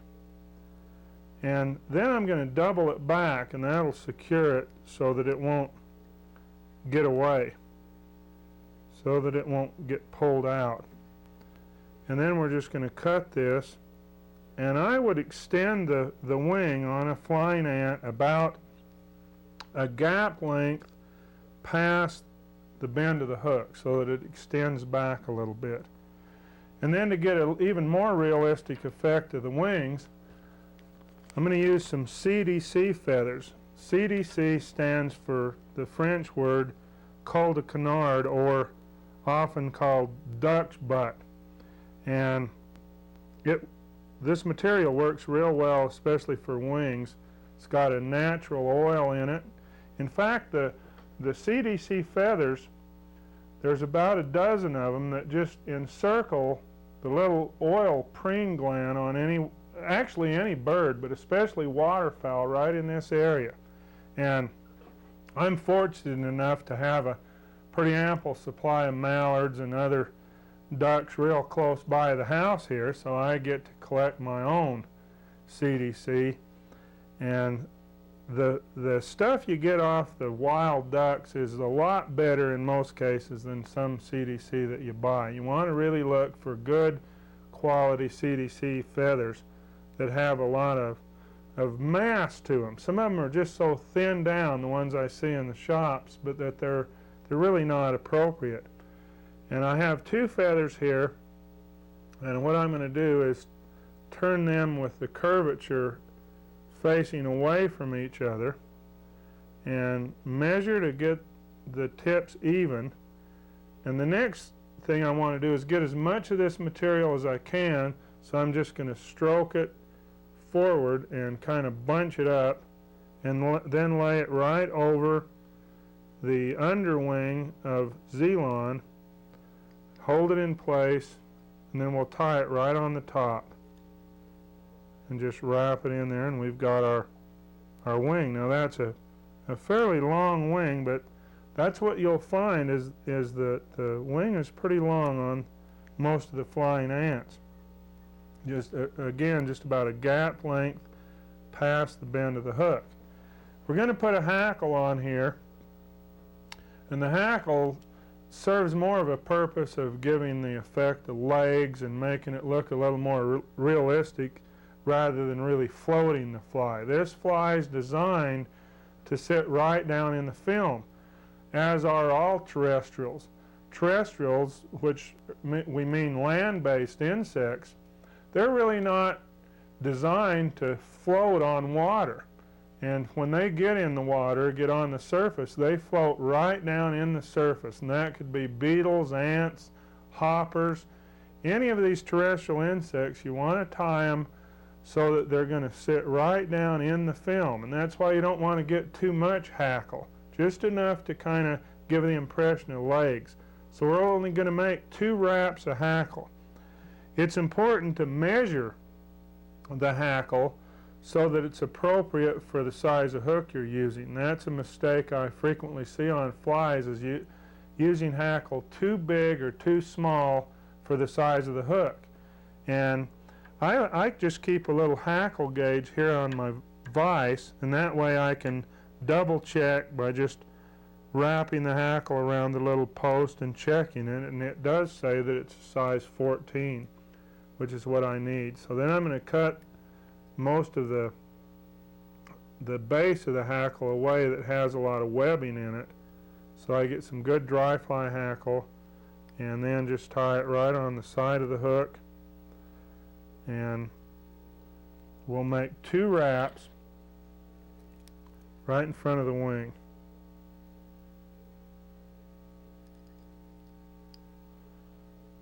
There's one,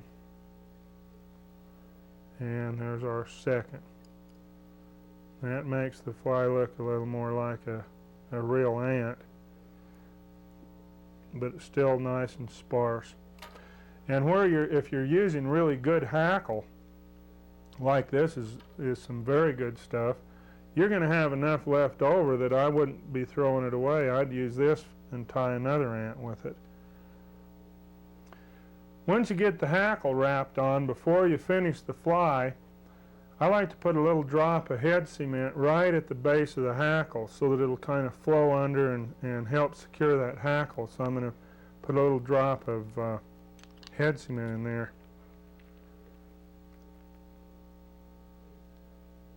Just kind of enough to let it flow under.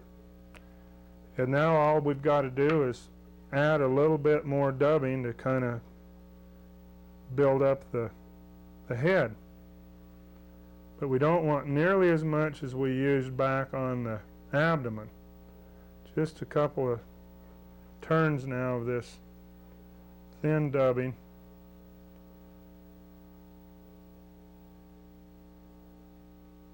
And our ant's going to be finished. Very simple flies. Most of the terrestrial flies that we use are simple to tie, but that doesn't mean that they're not important. You want to have a real good assortment of terrestrials whenever you fish any spring creek and also on most tailwaters.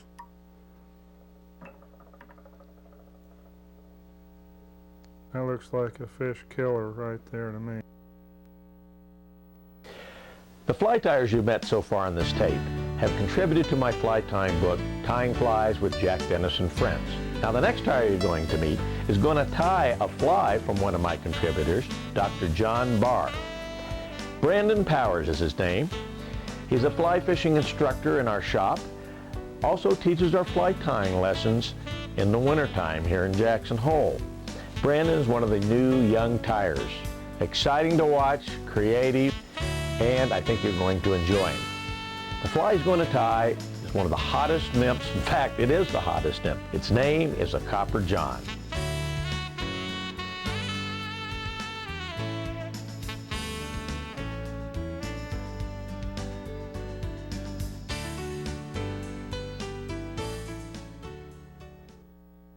Okay, let's get started tying the copper john. The hook I'm going to be using is a TMCO 3761. This is a size 14. The first thing we're going to do is we're going to put a bead head on it. We're going to take a little gold 1/8 drilled bead head and we're going to slide it up over the point of the hook. Now you want to make sure that you put the point of the hook through the small end of the bead head. They're counter drilled, so you want to slide it all the way up till it's flush with the eye of the hook. And next we're going to put it in our vise, clamp it down securely. Make sure that when you put your hook in the vise that you put it in securely. We're going to be putting a little pressure on it. We want it to stay where we want it. Okay, now we're going to start our thread just behind the bead head. Alright. The first material that we're going to add are some goose bites. We're going to use a dark brown, and we're going to grab 2 here that are a little bit thick. And what I like to do, since this body on this fly is going to be kind of uniform, we don't want it to have a big and bulky tying spot near the end. What we're going to do is we are going to wrap the goose bite starting just behind the bead head and wrap it the entire length of the body. That way in a second when we start wrapping the copper wire, it's going to be really nice and smooth up till we get to the thorax. Alright, so we've got one tied in. You can see I tied it in on the far side of the hook shank so that it flares away from the hook just a little bit. Now I'm going to take the other, I'm going to lay it along the near side of the hook. I'm going to make sure that they're the same length. Hold it in place with my left hand, bring it up, pinch the thread and pull down so that the goose bite stays exactly where we want it. And then I'm going to slowly wrap back, keeping that goose bite exactly where I want it. And that's going to give me a nice flared tail at the end. Just like that. Alright. Take a pair of scissors with a good point on them. And we're going to get rid of those little stubs there. Alright. Next thing we're going to do is to make the body. I've got some medium copper wire right here. And like I said, we're trying for a uniform body. So the first thing I'm going to do is we're going to tie the copper wire in just behind the bead head again. Just like that. We're going to wrap it on top. You can see I'm pulling up and I'm pulling back on the copper wire so that I keep it right on top of the hook shank. I'm going to wrap it all the way back to where our tie-in point for the goose bites was. A couple of wraps there to make sure he stays in place. And I'm going to move my thread back forward, just like that. Alright, now I'm going to start wrapping this copper wire forward.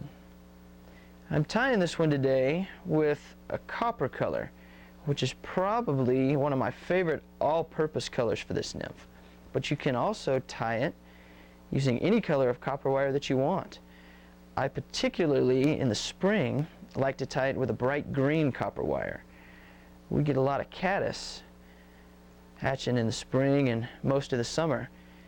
And that green color, I think, as a dropper really, really does a good job when the caddis are around. Alright, I've wrapped the body about 2/3 of the way forward, stopping just a little bit before we get to the bead head here. I'm going to tie off my copper wire. You can see since we tied in those goose bites and we tied in the copper wire, the full length of the hook shank there, we get a nice smooth abdomen on that fly. Alright. With the back of your scissors, pop that copper wire off, make sure he's going to sit nice and flush right there. Alright, now the next thing we're going to do, a little bit of flashaboo to make a wing case that's going to sparkle a little bit. So I've got 5 or 6 strands of flashaboo here. And what I'm going to do is I'm going to take them and I'm going to tie them in just behind the bead head again, and I'm going to wrap back just a little ways to where we just barely go onto the copper wire there. Just like that. All right.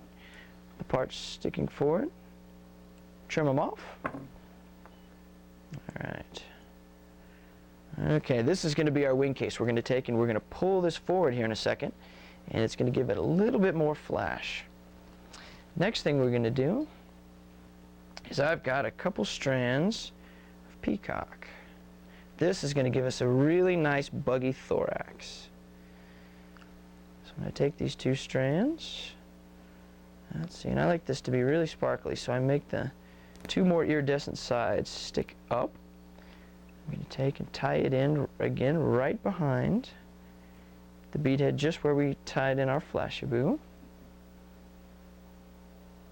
Trim the butts. Okay.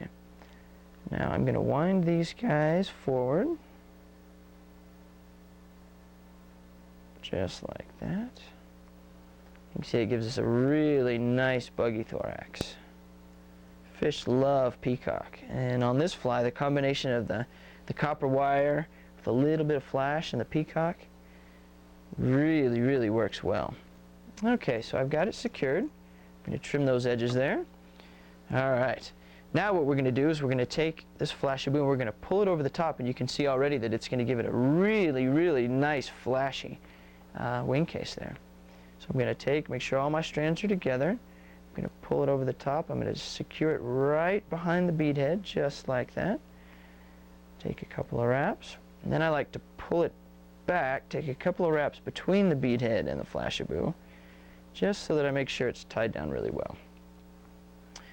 Okay, take and trim those edges off, just like that. All right.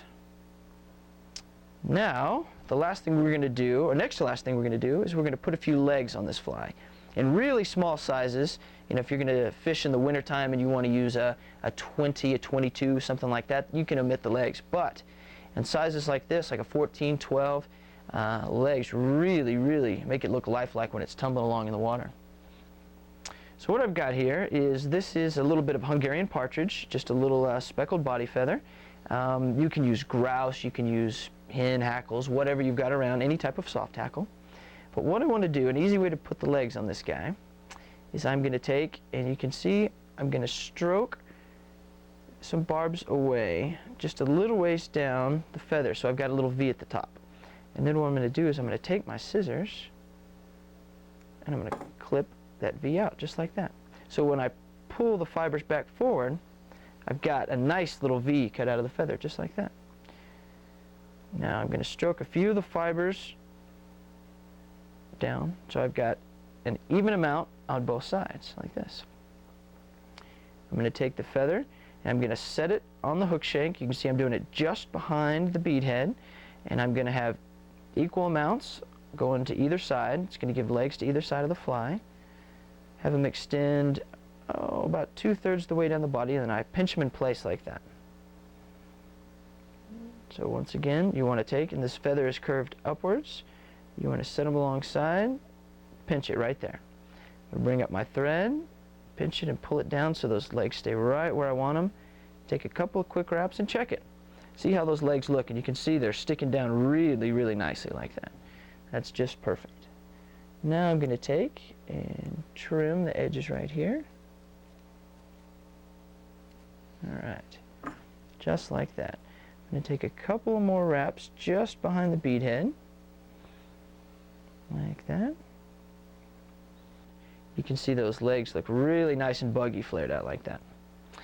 Now I'm going to tie off my fly right behind the bead head. All right.